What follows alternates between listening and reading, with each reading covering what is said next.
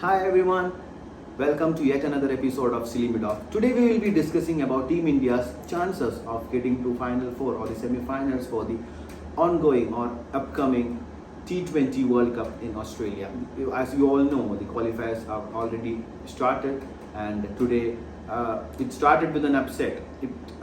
Actually, we cannot call it an upset. Maybe in paper we seem like Sri Lanka was stronger than Namibia. We all expected Sri Lanka to win, but Namibia is not a weaker team. You have to understand that now the Namibian team comprises of all, like, due to this reservation system in South African team, most of the white players who are not getting chances in the South African team national side, they are going to other associate nations. So Namibia is one of them, and their top players, like one of them is Vase, and he is actually featuring in PSL also, and also he is a part of Royal Challengers in IPL. So such players are there, and so Namibia is not a weaker team which we used to see earlier days, like in 2003 when India played in the one-day World Cup. So we are much stronger in the shorter format, and the players are also rated much higher than before. So we cannot say that it is a weaker team, but definitely Sri Lanka was much stronger in paper, and we expected Sri Lanka to win this one, but it started off with an upset. So a lot of permutations and equations changed after this. So let's see now. The actual final round for this T20 is divided into two groups. So Indian group, the group which Indian team is there already. South Africa is there, Pakistan is there, like Bangladesh is there, and India. So these four teams are already qualified, and now the remaining two will be like from Group A, that is the groups comprising of the matches which we had today, like Netherlands, UAE, Sri Lanka, and Namibia, in which Netherlands and Namibia won the match, and Namibia won in a great margin that they will end up as, we expect them, if they play like this, they will end up as the group champions. And we expect Sri Lanka to be seeing maybe they will have to be careful against Netherlands because they are not as weaker team as we expect, but still we expect Sri Lanka to be cautious and pull off the remaining two games. So Sri Lanka would be Group 2, the runners-up of that group. And in Group B, where it comprises of West Indies and remaining team, we expect West Indies to be the group champions. So from that, we expect West Indies as the group champion of Group B and Sri Lanka to be a runner-up. It's a possibility. There are chances that Sri Lanka win by a huge margin against UAE and Netherlands. Then it will be an entirely different thing. But still, we expect we expect Namibia to pull off the remaining two games. So it's a probability that Sri Lanka will end up in number 2 in Group A, and West Indies will end up as number 1, the group champions. So these two teams will go into Group 1, where India is featuring. So India will be in a group of death, literally, because already we have like stronger teams. Like, we cannot say that Bangladesh, maybe on paper they are a weaker team, but on their given day they can upset any big teams. So already we have South Africa, Pakistan, Bangladesh, and when these two teams come to an equation, like, as we all know how explosive West Indies can be in T20 format. So West Indies and Sri Lanka, when they come, then it will be definitely a very, very tough group for India. Okay, so let's see if this is the permutation or this is the combination for Group 1. How will be India's approach going forward for them to qualify? So as we all know, they have to be in top 2 to qualify for the top 4 or qualify for the semi-finals. So their matches, first one is obviously against India. Will be facing Pakistan in October 26, I guess, if I am not wrong. So first match will be India versus Pakistan. Then they have to face South Africa, then maybe Sri Lanka or West Indies, then Bangladesh. This is the match schedule for India. So let me say, like, what would be the best possible combinations so that India can give themselves a bigger chance to qualify or be in the top 2 or top 1, which we all expect them to. So seeing the attack of Sri Lanka and Pakistan. As we all know, Pakistan, Sri Lanka and South Africa, they are having a good left arm seamer. Like Pakistan have Shaheen Shah Afridi, South Africa have Wayne Parnell, and also the newcomer also, I think I forgot his name, but he's also very Jason, I think he's very tall and also fast, but I expect Wayne Parnell to feature mainly as the main prime fast bowler or opening left arm seamer. And coming to Sri Lanka, there is Madhush Khan also is there as their left arm seamer. So whenever Indian batters, we have already seen, like in the last edition of the T20 World Cup also, Indian openers struggle against the incoming ball of a left arm seamer, especially Rohit Sharma and Rahul. Rahul is having major issues for the ball seaming in. So what I expect is that for each opposition, India should have separate plan rather than going as a notebook or a textbook, open textbook, making it like easy for the opposition. You have to be unpredictable because it is a shorter format. You have to make the opposition thinking. You are making it easy when you are going for the fixed batting order.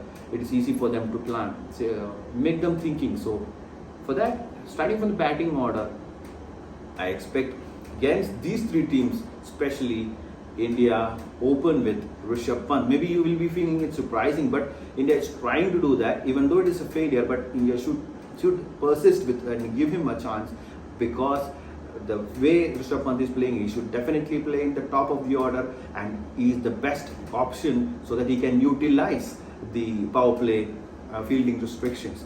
So best option, according to me, is opening with Rahul Sharma, and Rishabh Pant will be opening, and Virat Kohli obviously at number 3, and KL Rahul at number 4, and Suryakumar Yadav at number 5.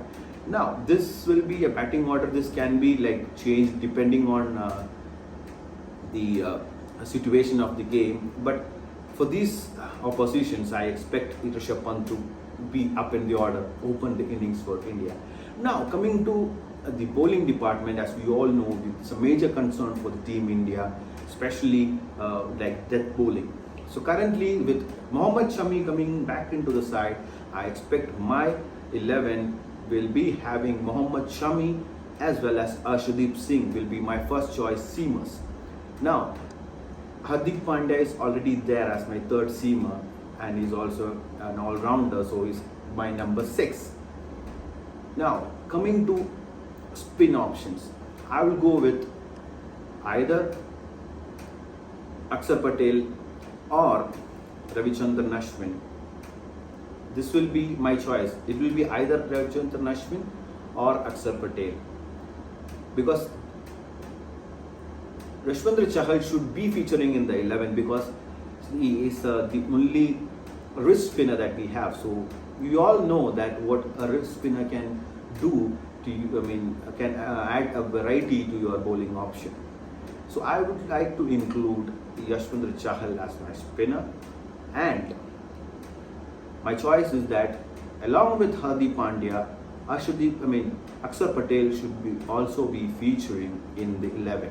So, and obviously Dinesh Karthik is my finisher. So let's see the batting order. Now it will be like opening with Rishabh Pant, then Rohit Sharma, Virat Kohli at number 3, KL Rahul at number 4, and Hardik Pandya at number 5, Dinesh Karthik at number 6, Akshar Patel at number 7. Now remaining there are 4 positions, and these 4 positions will be taken by Yashwantr Chahal is there, you have Mohammad Shami, and you have Arshdeep Singh. There is one position, so my prime focus would be that position will be floating depending on the opposition.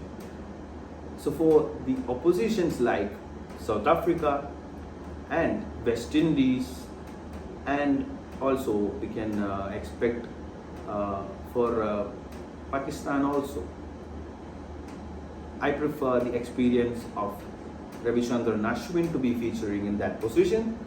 And for those teams which have a little bit of struggle, who play spin better like Bangladesh, then we can say Sri Lanka, I would be going with an extra seam option, and that would definitely be Bhuvaneshwar Kumar and not Harshal Patel, because Harshal Patel is not at all successful in the depth over and also opening in the power plays. Bhuvaneshwar Kumar, if at all I am including Bhuvaneshwar Kumar, I'll make sure that he finishes his 4 overs within the 15 overs. I will not take his 1 or 2 overs to the remaining 5 overs. So I will make sure that he completes it, and this will give, like, this lineup will give me, like, already we have 5 bowling options with Akshar Patel, and we have Hardik Pandya coming in.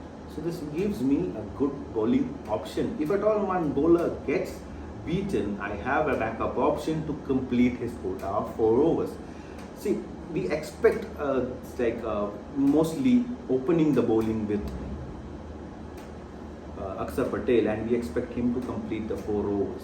And along with Akshar Patel, I'll definitely go with either mostly because as we know, against Pakistan and for Sri Lanka and also for Bangladesh and also for to a certain extent to South Africa also, they have mostly the first 3 teams, they have both right hand opening pair. So for them, the ball turning in and the ball swinging towards the stumps would be a difficult and will give more option to get wickets. And if there is a slight assistance from the conditions, if the ball is swinging, then there is a definite chance of getting your wickets. So for this teams, I will open with Akshar Patel and Arshdeep Singh. For the remaining team, I would prefer, because they are weak against comparatively spin bowling, like for Sri Lanka. Sri Lanka, obviously, this is my option, and also I will play an extra seamer also. For Sri Lankan team especially, I will open with Akshar Patel and Bhuvaneshwar Kumar, considering that Bhuvaneshwar Kumar bowls well at starting. So this is my combination of teams in the group stages, which gives me an extra because bowling is the major concern for my team, for Indian team. So this will give an extra bowling option, and also for this major big teams like South Africa, Pakistan. I'm not considering the teams as weak teams, but considerably looking at the current form. So every match is important for us. So we expect the experience of Ravichandran Ashwin and also the batting, maybe, because we cannot expect Ravichandran Ashwin to come and bat and score many runs, but at least if there is a equation that is achievable, then we can count on Ravichandran Ashwin to do that for you. That we saw in the match against Sri Lanka, where Ravichandran Ashwin came to the rescue and gave India a respectable total in the end. So this will be my combination for the group matches, and if it is if we are making it predictable, then it will be easy for the opposition to make their game plan. But I expect the opposition, keep the opposition thinking the best example that I can give is the match in Asia Cup, where India was facing Pakistan in the group 4 stages, like Super 4, where after the wicket of Fakhar Zaman, everybody expected Iftikhar to come, but Pakistan sent Mohammad Nawaz. And because of that, India had to change their plan. They were out of, because they were not prepared for Mohammad Nawaz at that time, and his explosive batting literally won the match for them. Actually, the Nawaz was the main X factor which resulted in Pakistan's win in that Super 4 match. So I hope this video was interesting for you. You can leave your comments and suggestions in the comment box.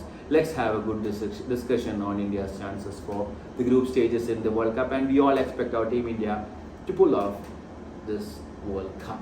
Thank you, and we'll see you in the next video. Bye.